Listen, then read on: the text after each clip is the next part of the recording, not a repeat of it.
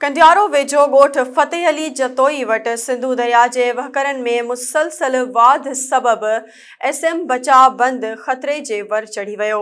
बंद में पयल पत्थर पाणी जे दबाव करे निकिरण लॻो, फसल पाणी हेठि अची विया। SS न्यूज़ जे रिपोर्टर अता हुसैन मल्हा मूजिबि ॻोठ गुल मोहम्मद हीस पाणी जे रहवासियुनि मीडिया खे ॿुधायो त सिंधु दरिया में पाणी जे वहकरनि में वाध सबबि संदनि फसल मुतासिर थिया आहिनि।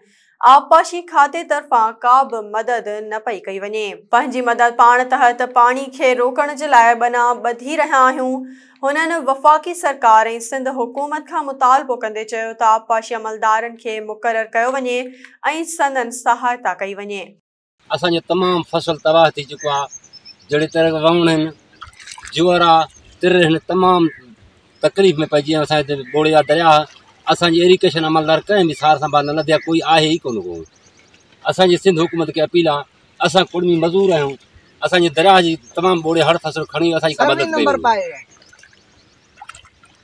15 जहिड़े नंबर भी तकरीबन पाए हुकूमत कंहिं बि क़िस्म जी सार संभाल कान लधी।